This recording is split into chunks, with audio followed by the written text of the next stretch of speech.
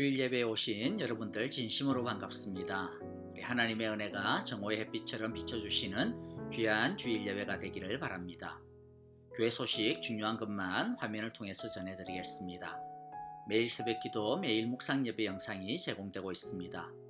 모든 성도님들 함께 참여해 주시고요. 날마다 귀한 은혜 충만한 예배가 되기를 바랍니다. 우리 교회 원로 장로님이신 고 조기남 장로님께서 토요일 소천하셨습니다. 그런데 현재 사회적 거리두기로 인해 가지고 장례 예배나 일정 모든 것들이 가족 중심으로만 치러지게 되었습니다. 여러분들 우리 가족들에게 귀한 위로의 교제가 있으시기를 바랍니다.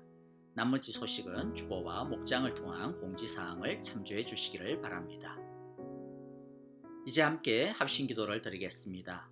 성령 충만한 예배를 위하여서 주님, 우리 온 성도들을 코로나 바이러스 질병으로부터 지켜주시옵소서. 건강한 일상이 회복되어 속히 닫힌 일터와 교회의 문이 열려지게 하옵소서. 이러한 기도 제목 가지고 간절하게 기도하겠습니다.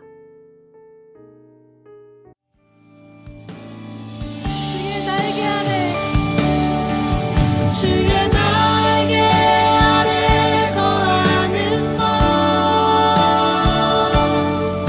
주의 임재 안에 거하는 것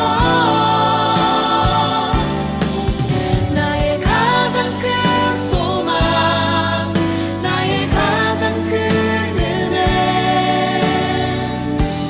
주와 함께 동행하느니 주의 날개 아래 거하는 것 주의 임재 안에 거하는 것 나의 가장 큰 소망 나의 가장 큰 은혜 주와 함께 동행하느니 나의 가장 큰 소망 나의 가장 큰 은혜 주와 함께 동행하느니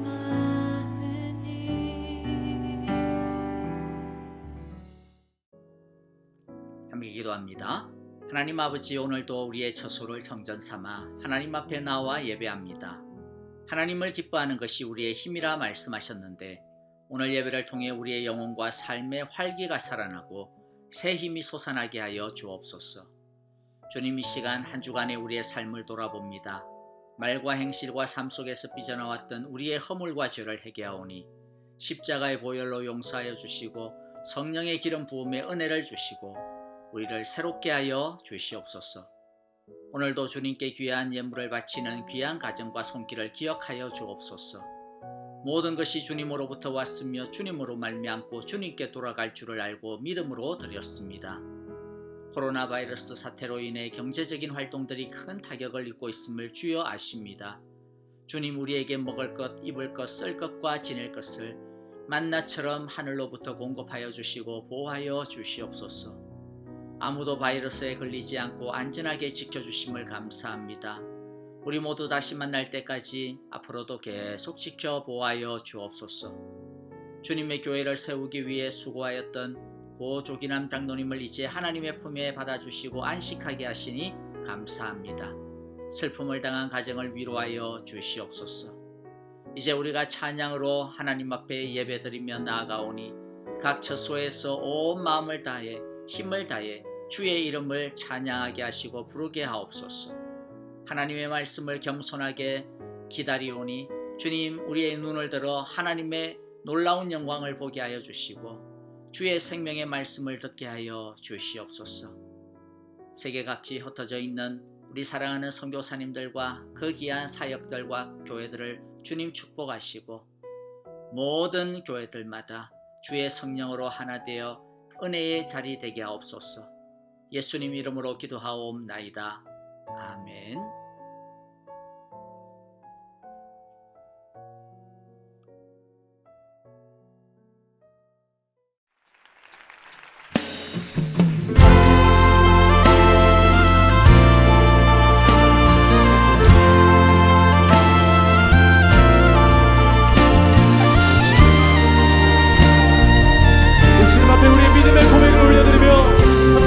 선포하며 나가십니다.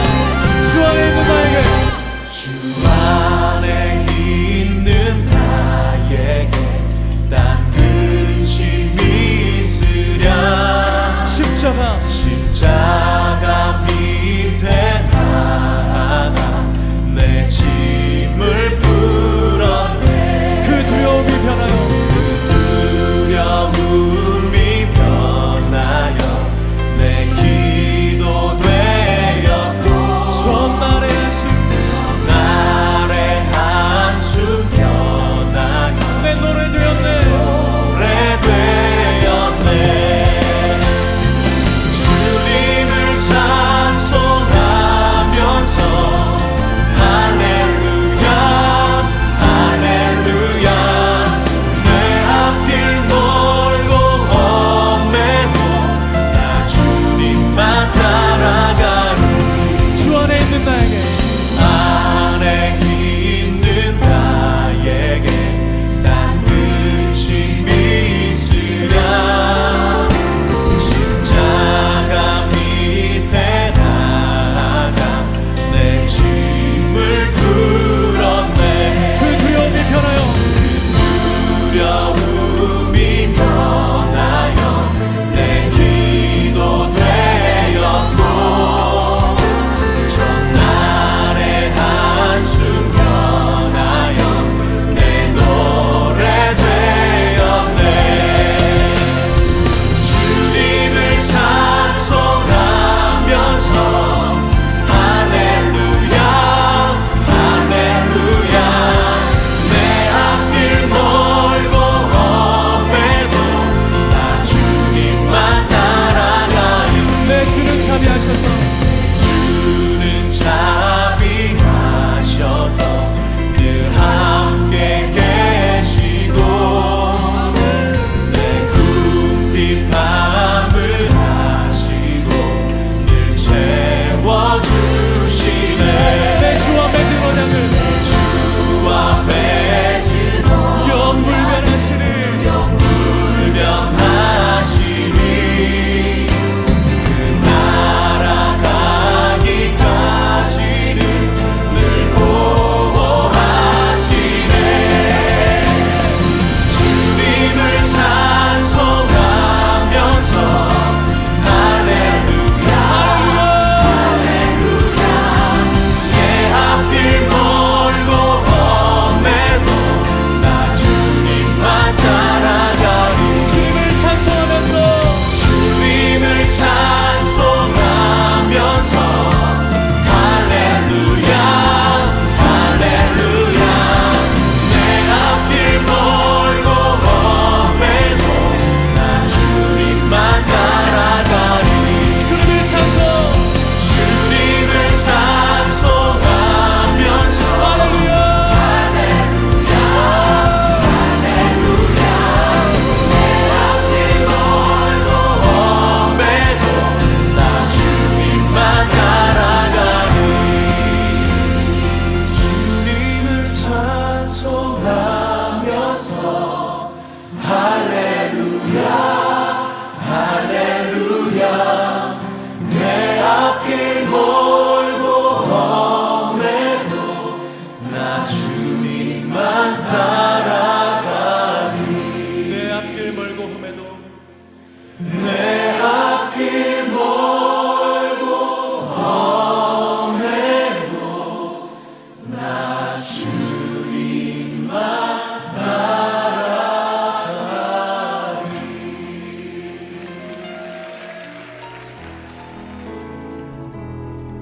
그 선한 능력 우리를 감싸시니 믿음으로 이겨가길 기대하네.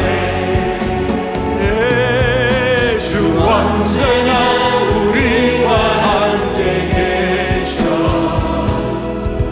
하루 또 하루가 늘 새로워. 그 선한 일에 고요히 감사여, 그 선한 일에 고요히 감사여. 그 놀라운 평화를 누리며 나 예수님과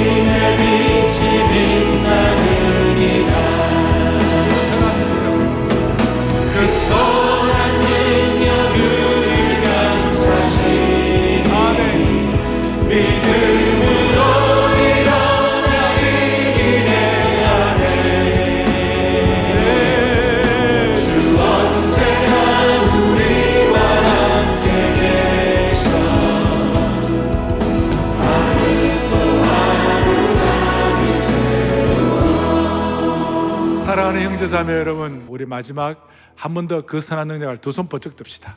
우리 있는 자리에서 다 번쩍 듭시다. 우리 본당도 한번 비춰주세요. 다 번쩍 들고 그 다음에 있는 자리에서 번쩍 들어가지고 이 후렴 가사가 그대로 여러분들의 것으로 체화되기를 바랍니다. 그 선한 능력, 그 선한 능력 감사시 믿음으로 일어나는 기대 안에 주 언제나 우리와 함께 계셔 하루도 하루가 한 번 더 그 선한 능력 영향력으로 그 선한 능력을 감사시 믿음으로 일어나는 기대 안에 주 언제나 우리와 함께 계셔 하루도 하루가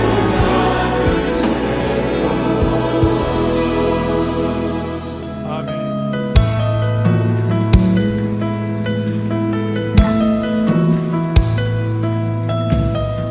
내게로부터 눈을 들어 주를 보기 시작할 때 주의 일을 보겠네. 내 작은 마음 돌이키사 하늘에 꿈꾸게 하네. 주님을 볼 때 내게로부터 눈을 들어 주를 보기 시작할 때 주의 일을 보겠네. 내 작은 마음 돌이키사 하늘에 꿈꾸게 하네. 주님을 볼 때 모든 시선을 주님께 드리고 살아계신 하나님을 느낄 때 내 삶은 주의 역사가 되고 하나님이 일하기 시작하네.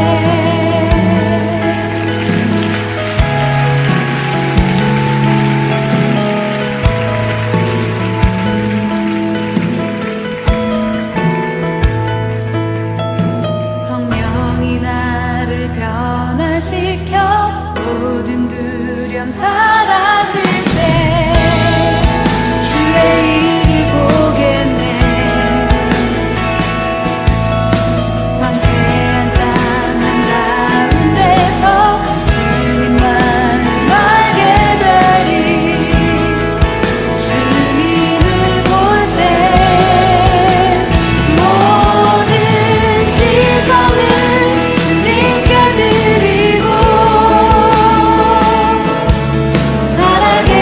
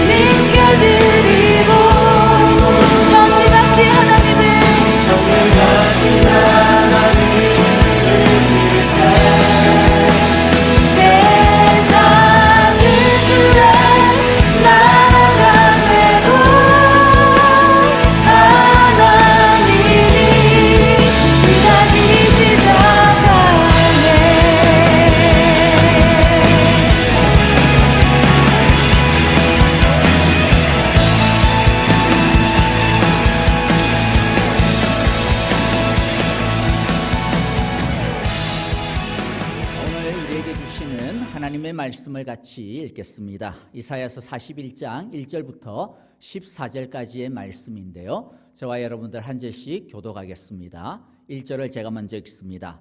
섬들아 나의 앞에서 잠잠하여라. 백성들아 송사를 가져오너라. 가까이 와서 말하여 보아라. 와서 함께 판가름하여 보자. 누가 동방에서 한 정복자를 일으켰느냐? 누가 그를 가는 곳마다 승리하게 하였느냐? 누가 민족들을 그에게 굴복하게 하였느냐? 누가 그를 왕들의 통치자로 만들었느냐? 그의 칼은 그들을 쳐서 티끌처럼 만들고 그의 활은 그들을 흩어서 건불처럼 날리게 하였다. 그가 그침없이 질주하여 그들을 추격하니 미쳐 발이 땅에 닿지도 않는다. 누가 이런 일을 일어나게 하였느냐? 누가 역사의 흐름을 결정하였느냐? 태초부터 나 주가 거기에 있었고 끝날에도 내가 거기에 있을 것이다. 섬들이 주님께서 하신 일을 보고 두려워한다. 저 멀리 땅 끝에 있는 나라들이 무서워서 떤다. 사람들이 함께 모여서 나온다. 그들은 서로 손발이 맞아서 서로 힘을 내라고 격려한다. 대장장이는 도금장이를 격려하고 마치로 고르게 하는 자는 모루를 치는 자를 격려하여 이르기를 잘했다 잘했다 하며 못을 박아서 우상이 기우뚱거리지 않게 한다.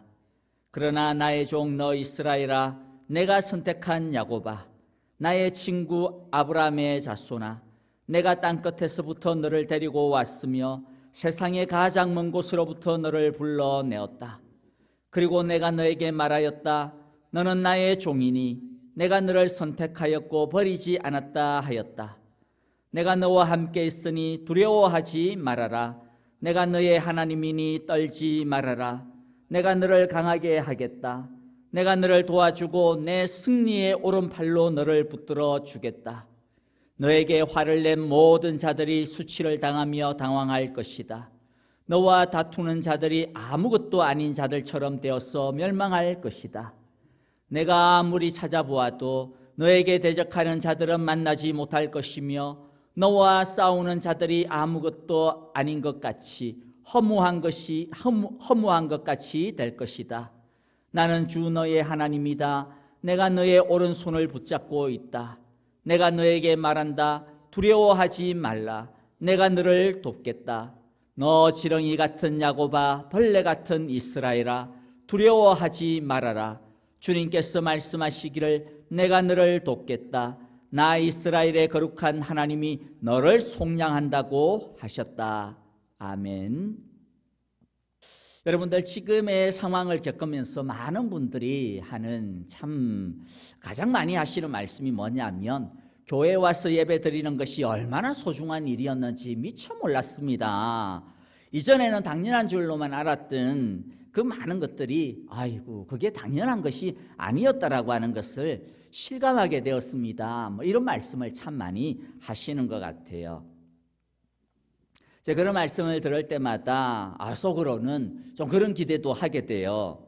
이 어려움이 이제 회복되어지고 나중에 우리가 이제 교회에 와서 함께 예배를 드리는 날이 생겨지면 이제는 주일 예배뿐만 아니라 수요 기도회, 토요 새벽 기도회도 엄청 많이 오시겠구나 그런 생각을 하게 되는데 여러분들 이제 그런 날이 오게 되면 진짜 그렇게 되어지겠죠. 여러분들 정말로 우리들이 나중에 이 마음이 안 변했으면 좋겠어요. 꼭 교회뿐만 아니라 우리가 어떤 일 가운데서도 작은 것도 감사할 줄 알고 작은 것도 소중하게 여기고 그렇게 살아가는 이 마음들이 변함없이 우리가 꼭 지켰으면 좋겠다라는 그런 생각이 듭니다. 다시 한 번 더 말씀드리지만 지금 할 수 있는 가장 중요한 것, 가장 시급한 것은 건강입니다. 그래서 나중에 우리 만날 때까지요 모두 한 분도 아프지 마시고 지금까지 우리 교회 성도님들 아무도 바이러스에 걸리지 아니하고 다 건강하게 계신 것 자체만으로도 얼마나 감사한지 모릅니다. 여러분들 계속해서 건강하시기를 바랍니다. 로마서 5장 3절에서부터 4절에 보면 이런 말씀이 있습니다. 우리가 환난 중에도 즐거워하나니 이는 환난은 무엇을? 인내를, 인내는 연단을, 연단은 소망을 이루는 줄을 우리가 안다. 이렇게 말씀했습니다. 분명히 힘든 시기이지만은요, 바이러스에 의해서 생명과 생존의 위협을 받고 있고, 또 이로 인해 가지고 사실 경제적인 위협 때문에 이제는 생계의 위협까지 우리를 덮치고 있는 그러한 상황이기도 합니다만은, 그야말로 사방이 우겨쌈을 당하는 답답한 때입니다. 하지만 이럴 때 우리의 믿음에는 적어도 절호의 기회가 되어질 수 있습니다. 제가 종종 인용하는 우리 C.S. 루이스 우리 교수님의 그 말이 있죠. 고난은 하나님의 변장된 축복이다. 다른 건 몰라도 우리의 믿음, 우리의 이 영혼, 하나님과의 관계에 있어서는 적어도 고난만큼요 참 큰 기회가 없고 축복이 없습니다. 우리 모두 오늘도 말씀 속에서 믿음의 큰 성장이 일어나고 하나님의 축복을 우리 모두가 받는 귀한 시간 되기를 기도하고 기대합니다. 1절은 이렇게 오늘 시작하죠. 섬들아 나의 앞에서 잠잠하여라. 백성들아 송사를 가져오느라. 가까이 와서 말하여 보아라. 와서 함께 판가름하여 보자. 이렇게 이야기합니다. 여기서 섬들이라고 하는 것은 민족들, 세상의 나라들, 그냥 온 세상을 말합니다. 그리고 나의 앞에서 나가 누굽니까? 하나님이죠. 하나님이 세상을 불러 모으고 있습니다. 왜 불러 모을까요? 보니까 송사하자, 즉 재판하자, 판가름하자 그렇게 이야기합니다. 지금 이 세상이 하나님에 대해서 뭔가 지금 막 뒷담화가고 있는 거예요. 하나님이 이제 그걸 들으신 거죠. 야, 너희들 나에 대해서 뭐 수근수근거리는 거야? 한번 와봐. 한번 따져보자. 한번 말해보자. 이렇게 말씀하시는 겁니다. 우리가 잠깐 이 본문의 역사적인 배경을 조금 살펴보면요, 이사야서는 당연히 이사야라고 하는 선지자가 기록한 예언서고요. 자, 이 이사야 선지자는 언제 활동을 했느냐면 남쪽 유다가 멸망하기 전보다 한 150년 전에 활동을 했고요. 북이스라엘이 멸망당하던 시기에 활동을 했습니다. 자, 그런데 그때 사실 유다는 굉장히 어려운 시기를 당하고 있었어요. 왜냐하면 역사적으로 보면 북이스라엘과 이 시리아가, 아람이라고 하는 이 시리아가 동맹을 맺어가지고 남쪽 유다를 막 걸핏하면 맨날 쳐들어왔어요. 너무너무 힘들었어요. 남쪽 유다는 그 두 나라를 맞서서 대항하기가 너무 힘들었거든요. 힘이 없고. 그리고 이제 그게 이제 지나가지고 그때 이제 아시리아라고 하는 이 나라하고 남쪽 유다가 이제 좀 동맹을 맺습니다. 좀 도와주세요, 형님. 이래가지고. 근데 아시리아가 도와주는 정도가 아니라 북쪽 이스라엘도 그다음에 시리아도 멸망시켜버리고 그다음에 남쪽 유다까지 그냥 초토화를 시켜버렸어요. 거의 멸망당하기 일보 직전까지. 그래서 우리가 잘 아는 히스기야 시대에 보면 이 아시리아가 쳐들어와 가지고 그냥 뭐 완전히 예루살렘 하나만 남겨놓고 전부 다 그냥 쫄딱 망해버리는 그러한 어려움의 시기였죠.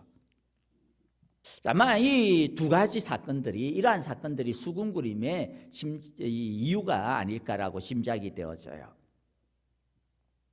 하나는 뭐냐면, 아이고야 봐라, 하나님이 이스라엘을 지키고 있고 그다음에 뭐 유다의 이 신이신 하나님이 아시리아의 신들, 바벨론의 신한테는 안 되는구나.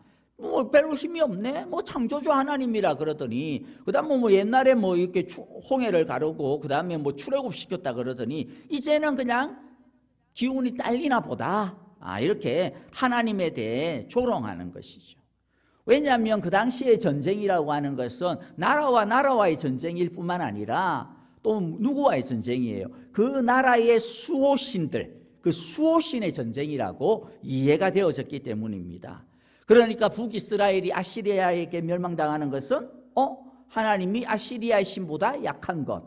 그 다음에 남쪽 유다가 바벨론에게 멸망당하는 것은 유다의 하나님이 바벨론의 신보다 힘이 약한 것.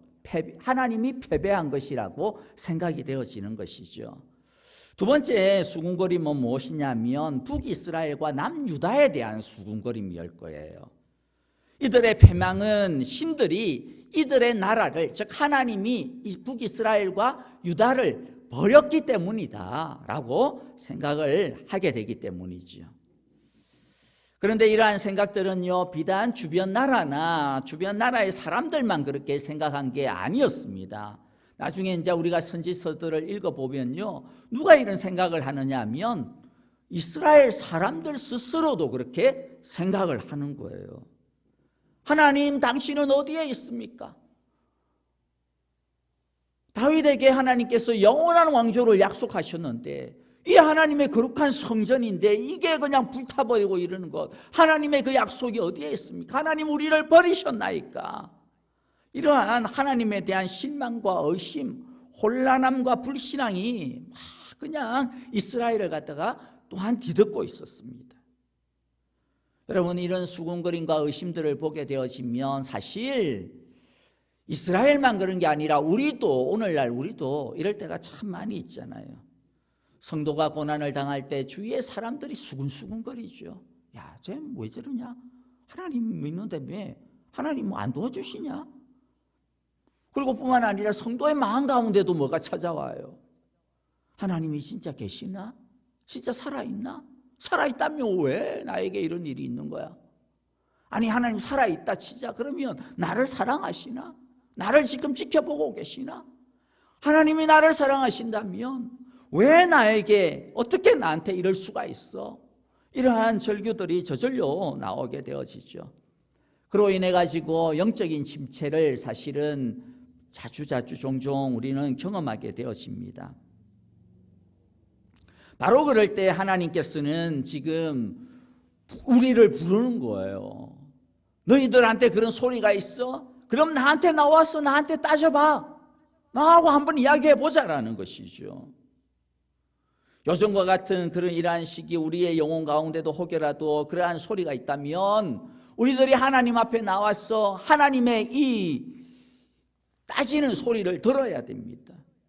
너 안에 그런 소리가 들리니? 그렇다고 한다면 진짜 그런지 아닌지 내 앞에서 한번 서봐라. 나와 함께 한번 따져보자.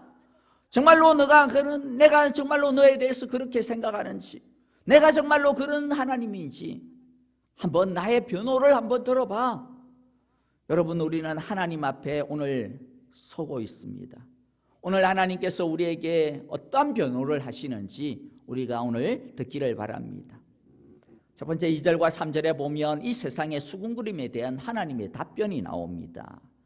2절 보면 누가 동방에서 한 정복자를 일으켰느냐, 그러면서 계속 누가 하는 거죠. 누가 그를 가는 곳마다 승리하게 하였느냐, 누가 그를 거침없이 질주하여 그들을 추격하게 하였느냐, 누가 했냐, 누가 했냐, 누가 했다라는 거예요. 하나님이 하셨다라는 것이죠. 하나님이 나중에 한 정복자를 세울 것이라는 겁니다. 그런데 이 정복자가 누구냐 하면 이사야서 45장에 보면 그 이름이 이제 딱 나오게 되어지는데요. 바로 페르시아의 고레스, 역사적으로 그냥 우리가 일반 역사에서는 키루스 대제라고 그렇게 부릅니다. 키루스, 고레스 대왕이에요. 45장 1절에 보면 나 주가, 나 하나님이 기름 부어 세운 고레스에게 말한다. 내가 너의 오른손을 굳게 잡아 열방을 내 앞에 굴복시키고 왕들의 허리띠를 풀어놓겠다. 내가 가는 곳마다 한 번 열린 성문은 닫히지 않겠다. 고레스는 들어라 이야기하죠. 하나님은 앞으로 되어질, 그것도 앞으로 200년 뒤에나 일어날 일을 지금 말하고 있습니다. 왜 하나님께서 뜬금없이 200년 뒤에나 일어날 이야기를 지금 끄집어낼까요? 4절이 그 해답입니다. 뭡니까? 누가 이런 일을 일어나게 하였느냐? 누가 역사의 흐름을 결정하였느냐? 누가 했다라는 거예요. 태초부터 있었던 나 여호와가 바로 주인공이라는 것이죠. 실제로 이 역사를 쓰고 있는 분이 하나님 자신이라고 하는 뜻입니다. 지금 일어나고 있는 이야기들은 우연히 일어난 것도 아니고 힘이 없어서 이스라엘이 멸망한 것도 아니고 남쪽 유다가 지금 이렇게 고난을 당하고 있는 것도 아니라는 것입니다. 사람들은 아시리아가 힘이 세어서, 바벨론이 힘이 세어서, 뭐 아니면 뭐 어떻세요, 이런 일이 일어났나 보다 생각할 텐데 절대로 그런 것이 아니라는 것이죠. 어떤 한 왕이 힘이 세었어도 아니고 하나님이 허락하지 아니하면 안 되는 일이었다라는 것입니다. 그것을 보여주기 위해 가지고 지금 이야기해도 충분한데, 그냥 하나님께서 200년 뒤에 이야기를 딱 끄집어내고 너희들 나중에 한번 봐봐, 진짜 그런지 아닌지. 뭐 지금 뭐 이거 이야기 해봐야 너희들이 뭐 이렇게 씨알도 안 먹을 것 같고 200년 뒤에 한번 우리 한번 계산해 보자 말씀하시는 거죠. 하나님이 거짓말쟁이라면 지금 이야기하고 있는 이 말씀이 200년 뒤에 되어지지 않을 것이고, 하나님이 진짜라면 200년 뒤에 이 일이 진짜 일어날 것이고, 우리가 붙들어야 하는 진리가 무엇입니까? 지금 이 시대가 하나님의 보이지 아니하는 손에 있다라는 거예요. 200년 뒤에 뭐 보이는 게 뭐가 있어요? 아무것도 안 보이죠. 그러나 하나님께서 우리에게 말씀하시는 게 뭡니까? 너희 눈에는 아무것도 안 보인다 하더라도 너희의 시대와 너희의 시간과 너희의 이 모든 일들은 나의 손에, 나의 머리에, 나의 계획 안에 있다라는 거죠. 시편 31편 15절에서 시인의 고백이 그래서 우리의 고백이 되어야 됩니다. 내 앞날은 주님의 손에 달려 있으니 내 원수에게서, 내 원수와 나를 핍박하는 자들의 손에서 나를 건져 주시옵소서. 내 시대가 주님의 손에 달려 있습니다. 겉으로 보기에는 인간들이 이 역사를 굴러가게 하는 것 같죠. 어디에도 하나님의 보이지 아니하는 손이 있다기보다는 오히려 하나님이 보이지 않는 것처럼 느껴집니다. 온통 인간들의 지혜와 힘밖에는 보이지 않는 것 같습니다. 그리고 그 잘난 인간들이 하는 짓이라고는 이 세상을 온통 엉망진창으로 개판으로 만들어치고 있는 모습밖에 안 보입니다. 어디에도 소망이 없어 보이는 것 같습니다. 왜냐하면 이놈이 저놈 같고 저놈이 요놈 같고 저놈이나 이놈이나 다를 바가 하나도 없고, 입으로는 뭐 백성들을 위해서, 입으로는 민중을 위해서, 입으로는 누구를 위해서 떠벌리고 있지만 결국에는 지들 배를 위해서 하는 거고, 결국에는 지들 권력을 위해서 하는 것밖에 안 보이니까 우리는 더 답답해요. 도대체 우리를 위해서 누가 일을 할까? 그러나 여러분들, 이 역사의 이면에 하나님의 역사가 흐르고 있다라고 오늘 말씀하고 있는 겁니다. 하나님의 나라는 겉으로 잘 나타나지 않습니다. 하지만 그 모든 것을 끌고 가고 있습니다. 역사를 보면 분명히 망해도 벌써 망해야 되는 게 이 인류들의 역사예요. 얼마나 사람들이 개판인지. 사실 그럴 때마다 하나님이 판을 흔들어 버립니다. 그런데 그렇게 판을 흔들 때는 너무나도 큰 어려움이거든요. 격동의 시기거든요. 예를 들어 1920년대의 대공황이라든지 1차, 2차 세계대전 같은 경우에도 겉으로 보면 정말로 막 위기였습니다. 재난이었죠. 하지만 사실은요, 그러한 대격변이 있었기 때문에 이 세상이 지금 그나마 다시 회복되어져서 굴러가고 있다라고 하는 것이 역사의 평가예요. 하나님께서 그때 세계를 뒤덮고 있던 지독한 죄와 악을 터뜨리지 않았다면 인류는 아마도 지금 더 큰 고통과 더 큰 악함 가운데, 암흑 가운데 신음하고 있을 것입니다. 하나님은 심지어 그렇기 때문에요, 심지어는 사람들의 그 악한 죄악마저도, 사람들의 그 극도의 악마저도 이용하셔가지고 당신의 세상을 보존하시고 새롭게 해오고 계시는 겁니다. 여러분, 이처럼 눈에 보이는 것이 없이 답답한 그러한 때에도, 그럼에도 불구하고 우리가 굳게 믿어야 되는 것이 무엇이냐 하면 200년 뒤에 이스라엘을 위해 고레스를 세우신 그 하나님, 지금도 우리를 위해서 그러나 일하시는 하나님이라는 것이죠. 눈에 보이지는 않지만 능력의 손으로 이 시대를 붙들고 계시는 분이 바로 그 하나님이시라는 것입니다. 의인들의 눈물의 기도를 보응하시고, 의인들의 눈물의 기도에 반드시 응답하시고 갚아주시고, 그래서 이 역사를 붙들어 가고 계시는 분이 바로 하나님이시라고 하는 것을 우리가 믿어야 됩니다. 우리의 눈에 보이는 현실 넘어서 일하고 계시는 하나님의 보이지 아니하는 손, 하나님의 나라가 움직이고 있음을 우리가 믿고 하나님을 굳게 의지합시다. 그래서 시편 31편 14절에 있는 것처럼 누가 뭐라고 해도 사람들이 조롱하고 내 마음 가운데 진짜 어떻게 되지 그러한 것들이 있다 하더라도 누가 뭐라고 해도 뭐라고요? 나는 주님만 의지하며 주님만이 나의 하나님이라고 말할 것입니다. 이것이 저와 여러분들의 믿음의 고백이 다 되기를 바랍니다. 두 번째 5절부터 7절에 보면 하나님의 이런 말씀에 대해서 반항하는 세상들의 모습을 보여줍니다. 하나님께서 하나님을 알만한 것을 보여주어도 하나님을 인정하지 아니하고 도리어 대적하는 것이 이 세상 불신앙의 전형적인 모습이죠. 심지어는 하나님을 대적하는데 보니까 어떻습니까? 온 사람들을 다 불러 모읍니다. 힘을 내라 막 이렇게 서로 응원하면서 사상, 인종, 언어 상관없이 하나가 되어져서 하나님에 대하여서 대항합니다. 오늘날 이 세상의 모습과 어쩌면 그렇게 똑같을 수가 있을까요? 왜 그럴까요? 왜냐하면 이게 세상에 항상 있어 왔던 불신앙의 모습이기 때문입니다. 그런데 여러분들, 이러한 때에 중요한 것은 하나님께서 당신의 백성을 8절에 보니까 그러나 나의 종 너 이스라엘아, 내가 선택한 야곱아, 나의 친구 아브라함의 자손아. 왜 부를까요? 지금 세상은 막 하나님에 대하여서 아니야 우리끼리 할 수 있어 우상을 세워라, 의심을 세워라, 의차 하는데 그 모습을 보면서 하나님께서는 우리의 이름을 부릅니다. 왜 부릅니까? 지금 세상은 이렇게 하고 있는데 너는 어떻게 할래? 너는 지금 어디로 갈래? 너는 누구 편에 설래? 라는 것이죠. 너희도 이 세상처럼 나를 대적할래? 아니면 지금이라도 정신을 차려서 나를 따를래? 라고 하나님이 질문하고 있습니다. 여러분, 이 위기의 시대에 하나님의 말씀을 듣고도 우왕좌왕하면 안 됩니다.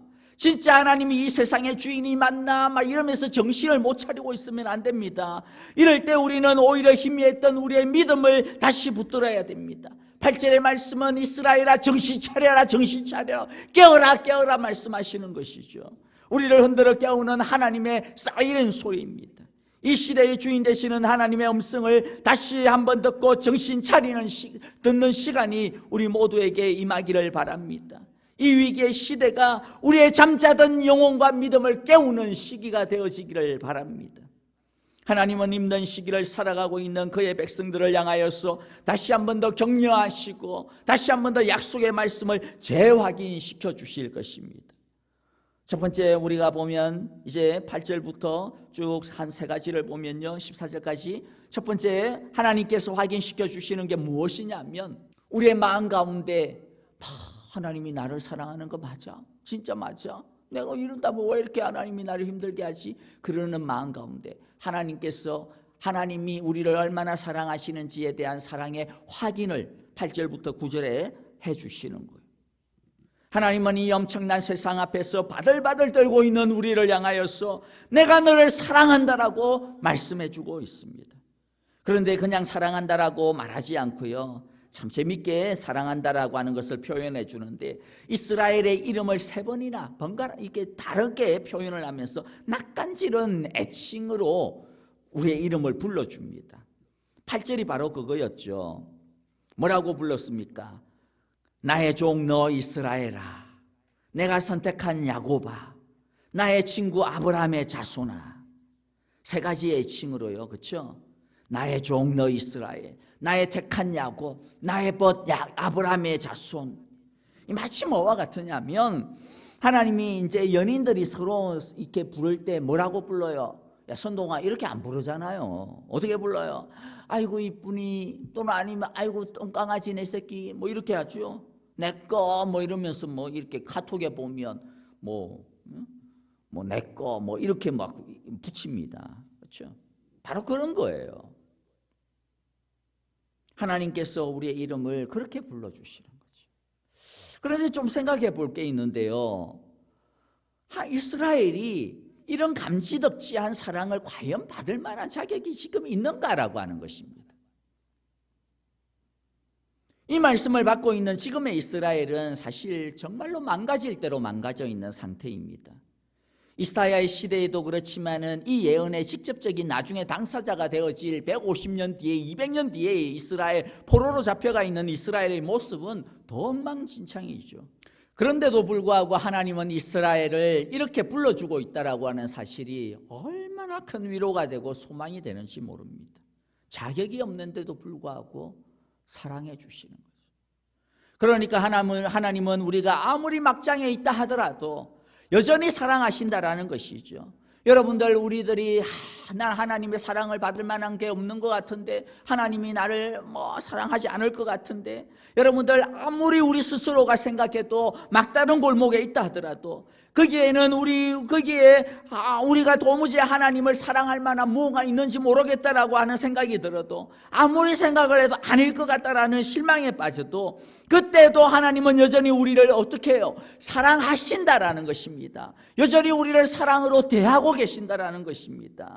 네, 그때도 여전히 하나님은 우리를 지극한 사랑의 눈동자로, 사랑의 음성으로 우리를 부르고 계신다라는 거죠. 여러분, 아무리 어두워도 하나님이 안 계신 것처럼 느껴지는 그때도 하나님은 여전히 우리를 떠나지 아니하시고 우리의 이름을 부르고 계시고 또 우리를 업고 가고 계신다라고 하는 것을 분명히 믿으시기를 바랍니다. 하나님은 거짓말쟁이, 탐욕쟁이 같은 야곱을, 이스라엘을, 우리를 선택하셔서 하나님의 종 이스라엘이 되게 하시고 거기에서 한 걸음 더 나아가서 아브라함과 같은 하나님의 벗이 되게 하시기를 원하고 계십니다. 이것이 바로 하나님께서 우리를 향하신 하나님의 마음의 소망이다라는 것이죠. 우리가 다른 것은 몰라도 우리를 향한 하나님의 이 간절한 소원을 알아야 합니다. 이 간절한 사랑의 소망을 알아야 합니다. 이 사랑을 할 때 우리 안에는 우리 자신의 존귀함이 다시 한 번 더 충만하게 채워지게 될 것입니다.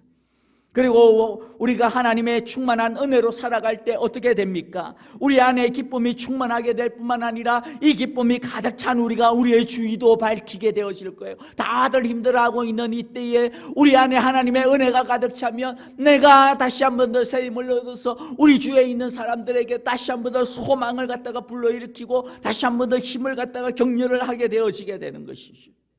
그러니까 은혜 충만한 그 자체만으로, 하나님의 사랑이 충만한 그 자체만으로도 우리는 이 세상에 빛이 되어지고 소금이 되어지고 기쁨과 평안을 전해줄 수 있게 되어지는 됩니다. 그러므로 여러분들, 세상에서 돈을 많이 벌고 사람들의 인정을 받고 안정되어지는 것, 그런 것도 다 좋고 좋은데요, 그것보다도 더 중요한 게 무엇입니까? 하나님 앞에서 하나님의 은혜와 사랑으로 충만해지는 것입니다. 그러면 분명히 우리가 다른 사람에 대한 태도도 달라질 것이고 우리가 세상을 바라보는 눈도 달라질 것이고 우리가 미래를 바라보는 우리의 마음도 달라지게 되어질 것입니다. 여러분, 우리를 향해 달콤한 사랑의 이름을 불러주고 계시는 이 하나님의 음성을 매일매일 들으시는 저와 여러분들이 되어지기를 바랍니다. 하나님의 은혜와 사랑의 이 힘을 계속 공급받는 저와 여러분들 되어지기를 바랍니다. 하나님의 말씀은 다른 어떤 것보다 더 중요한 의미는 무엇이냐 하면요, 하나님의 사랑의 편지라는 것입니다. 하나님의 말씀은 하나님의 사랑의 세레나데라는 것이죠. 그렇기 때문에 우리가 하나님의 말씀을 이때일수록 더욱더 가까이 해야 됩니다. 그 안에 있는 하나님의 음성, 사랑을 들어야 합니다. 두 번째는 하나님이 무엇을 확인시켜 주시느냐 하면요, 10절부터 12절에 보면 무엇이라고 말합니까? 두려워하지 말아라 이야기합니다. 걱정하지 말아라, 떨지 말아라 이야기하는 것이죠. 하나님께서 우리에게 말씀하시는 것이 뭡니까? 걱정하지 말아라, 내가 있다. 결국에는 너는 승리할 것이라고 하는 약속입니다. 여러분들 한번 생각해 봅시다. 이사야 당시 사람들에게 이 말씀이 과연 귀에 들어왔을까요?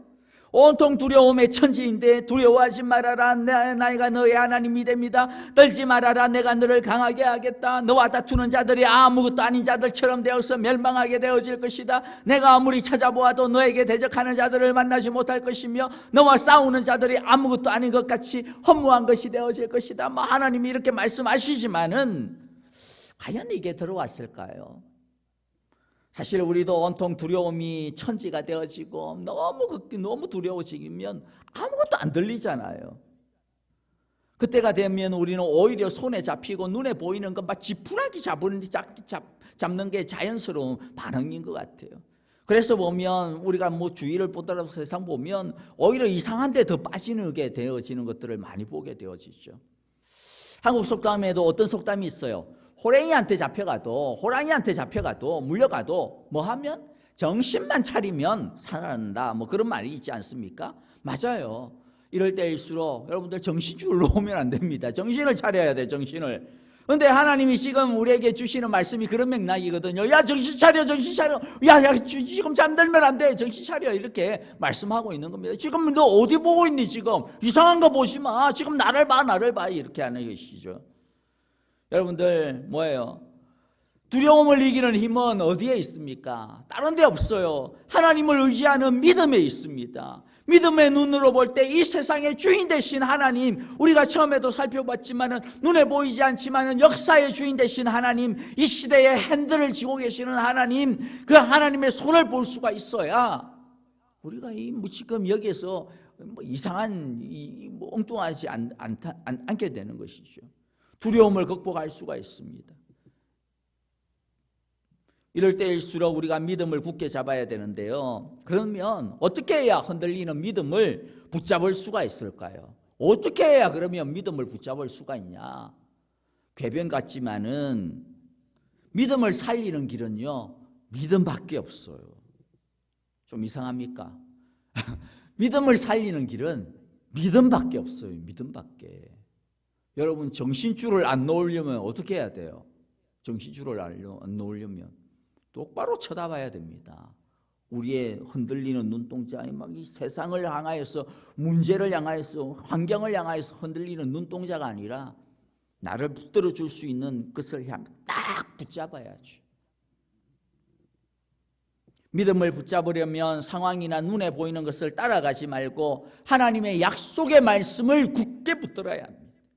하나님께 우리의 시선을 고정시켜야 합니다. 우리에게는 하나님의 말씀이 있고 성령의 역사가 있습니다. 인간적으로 보면 우리 얼마나 연약합니까? 여러분들 지금 딱 보이잖아요. 미래를 장담할 수 있는 것 아무것도 없습니다. 아니라고 말할 수 있는 사람이 있어요? 아무도 없죠. 하지만 우리에게는 하나님의 능력이 있습니다. 하나님은 우리에게 나는 내 하나님이다 라고 말씀하십니다. 그분이 우리를 굳세게 하실 것입니다. 우리를 도와주실 것입니다. 그의 승리의 오른손으로 우리를 붙잡아 주실 것입니다. 다시는 넘어지지 않게 하실 것입니다. 많은 어려운 가운데서도 이 복음을 붙들고 십자가의 능력을 붙들고 부활의 능력을 붙들고 하나님의 능력을 붙들고 하나님의 말씀의 능력을 붙들고 성령께서 우리 가운데 역사하시는 것을 믿고 하나님의 그 약속을 믿는 그러한 믿음의 백성들, 그러한 그리스도인들에게 주시는 이 말씀이, 이 약속이 바로 오늘의 이 말씀입니다. 여러분들, 우리들이 이럴 때일수록 주님을 붙잡아야 돼요. 마지막으로 다시 한 번 더 누가 이런 믿음의 능력을 가질 수 있을까요? 14절 보겠습니다. 너 지렁이 같은 야곱아, 벌레 같은 이스라엘아, 두려워하지 말아라. 주님께서 말씀하시기를 내가 너를 돕겠다. 나 이스라엘의 거룩한 하나님이 너를 속량하겠다 말씀하십니다. 누가 이 믿음, 누가 이 하나님의 도우심을 얻습니까? 아이러니하게도 우리가 생각할 때는 힘센 사람, 우리가 생각할 때는 뭐 이런 사람일 것 같은데, 하나님은 누가 지렁이 같은 사람, 벌레 같은 사람, 스스로에 대하여 지렁이가, 스스로에 대해서 나는 벌레다, 나는 벌레라고. 무슨 말입니까? 자신의 연약함을 알고 하나님이 아니면 나는 아무것도 아닙니다라고 철저하게 하나님 앞에서 하나님만을 의지할 수밖에 없어서 지렁이처럼 벌레처럼 하나님 앞에 납작 엎드러졌어. 하나님을 향하여서 두 손을 들고 있는 그러한 사람만이 하나님 앞에 자신의 필적함을 인정하고 자신의 무능력함을 인정하고 겸비하게 엎드려 하나님을 붙드는 사람만이 믿음의 능력, 하나님의 능력을 얻게 된다라는 것입니다. 여러분, 지금 이 시대는 하나님께서 우리를 엎드리게 하는 시대입니다. 우리를 겸비하게 납작 엎드리게 하는 시대입니다. 이때 우리 지렁이처럼 벌레처럼 주님, 이때까지 내 힘, 우리의 지혜 의지하고 까불랑거리고 살아왔는데 하나님 아버지, 주여, 주님 앞에 왔사오니 우리를 불쌍히 여겨주옵소서. 여러분, 오늘 우리의 모습이 그렇지 않습니까? 우리가 이때까지 얼마나 스스로 더 얻으려고 해왔습니까? 그러나 하나님이 그냥 한번 내버려 두신, 이때까지는 막 붙들고 있었는데 내버려 두신 그 바이러스 하나로 인해서 홀라당 다 털어먹었어요. 우리가 이 사태 가운데서 깨달아야 되는 것, 다른 건 몰라도 깨달아야 되는 건 누구든지 아는 것 하나 있습니다. 그게 뭡니까? 우리 이때까지 까불면 살았는데, 우리 이때까지 까불랑거리면서 그냥 우리 잘난 줄 알고 살았는데, 까불면 안 되는구나. 우리 별거 아니구나. 세상 별거 아니구나. 인류는, 저와 여러분은 겸손하고 겸비하게 하나님의 음성 앞에 엎드려야 되는 줄 압니다. 철저하게 낮아져야 됩니다. 그래서 어쩔 수 없이 하나님 앞에 하나님만 의지할 수밖에 없어야 합니다. 하나님께서 나중에 유다를 멸망시키시고 포로로 끌고 가신 이유가 뭡니까? 쫄딱 망하게 해가지고 하나님만 바라볼 수 없도록 하기 위해서였어요. 그렇지 않으면 도무지 하나님을 제대로 안 쳐다보니까. 그렇게 되어 하나님만을 의지할 때 나중에 하나님께서 어떻게 합니까? 하나님에게만 소망을 두게 되어지고 하나님만 의지하고 하나님만 바라보고 하나님만 앙망하니까 그때 하나님께서 그들을 업어서 다시 가나안으로, 다시 이스라엘로 회복시키시는 거죠. 독수리가 날개치며 올라가는 새 힘을 그때 주셨습니다. 하나님의 새 힘은 언제냐 하면 올라갈 때가 아닙니다. 하나님의 새 힘은 내려갈 때입니다. 낮아졌을 때입니다. 우리가 그냥 내려와 하나님 앞에 낮아졌을 때입니다. 하나님 바지깨랑이를 붙들고 늘어질 때 우리에게 새 힘이 임합니다. 이것이 믿음의 법칙입니다. 말씀을 마무리합시다. 지금 우리는 주님을 의지하는 믿음이 점점 깊어지고 넓어지고 높아지고 있습니까? 지렁이 같은 현재의 모습 때문에 두려워하지 맙시다. 하나님이 우리를 더 가까이 오라고 우리를 부르시는 기회입니다. 주님이 두려워 말라라고 말씀하고 있습니다. 왜냐하면 내가 너를 도울 것이기 때문이다. 왜냐하면 내 구속자는 이스라엘의 전능자이기 때문이다라고 말씀합니다. 다윗처럼 믿음을 고백합시다. 내 영혼아, 내가 어찌하여 낭망하며 어찌하여서 내 속에서 불안해하는고. 너는 하나님께 소망을 두어라. 나는 그가 나타나 도우심으로 말미암아 내 하나님을 찬양하리라. 하나님께서 우리에게 약속하셨습니다. 내 이름으로 이끌는 내 백성이 그들의 악한 길에서 떠나 스스로 낮추고 기도하여 내 얼굴을 찾으면 내가 하늘에서 듣고 그들의 죄를 사하고 그들의 땅을 고칠 것이라 약속해 주셨습니다. 여러분, 우리 자신뿐만 아니라 이 어려움을 통하여서 내 나라가, 이 땅이, 이 세계가, 이 시대가 회개하고 새로워지는 것을 위하여서 기도합시다. 주여, 우리의 죄를 용서하여 주시고 이 땅을, 이 나라를, 이 시대를 주님 고쳐주시옵소서. 이 가정을, 우리 교회를, 주님 벌레 같은 우리 주님 참으로 죄인된 나를 주님 용서하여 주시고 주님 고쳐주시옵소서. 믿음으로 하나님 앞에 우리가 기도할 때 주님께서 약속하신 것처럼 고쳐주시고 사하여 주실 것입니다. 주님 앞에 저와 여러분들이 겸비하게 엎드려져서 믿음으로 주님만 붙들고 보이지 않지만은 역사의 주인 되시는 주님만 붙들고 나아가는 저와 여러분 되시기를 주님의 이름으로 축복합니다. 기도하겠습니다. 하나님 아버지, 오늘 우리에게 역사의 주인 되신 하나님의 음성을 듣게 하여 주시니 감사합니다. 우리의 이름을 사랑으로 불러주시는 주님의 음성과 마음을 듣게 하시니 감사합니다. 사실 우리도 얼마나 걱정이 많은지 모릅니다. 두려움도 큽니다. 그런 우리에게 큰 믿음의 약속을 다시 한 번 더 확인시켜 주시니 감사합니다. 호랑이한테 물려가도 정신만 차리면 산다고 했는데 주님이 이제부터 우리들 더더욱 믿음의 정신을 차리게 하여 주시옵소서. 하나님께 납작 엎드려져서 주님께 부르짖는 우리가 되게 하여 주시옵소서. 주님 이 땅을 고쳐 주시옵소서. 주님 이 나라와 교회와 우리의 가정과 주여 이 죄인을 고쳐 주시옵소서. 새롭게 하여서 주님 앞에 다시 한 번 더 세워지고 새 힘을 얻는 우리 모두가 되게 하여 주옵소서. 예수님의 이름으로 기도하옵나이다. 아멘. 이제는 우리 주 예수 그리스도의 크신 은혜와 하나님 아버지의 거룩하신 사랑하심과 성령님의 인도하시고 참으로 우리를 치유하시고 우리를 고쳐주시고 우리를 회복시키시고 새 힘 주시는 그 놀라우신 은혜가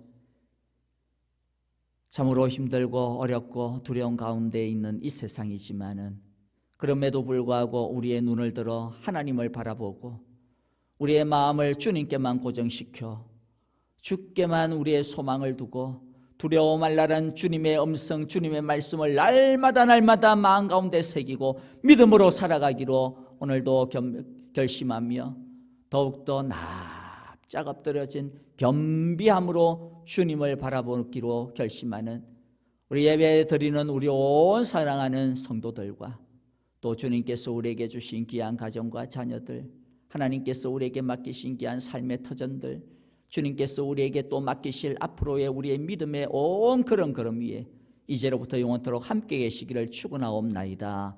아멘.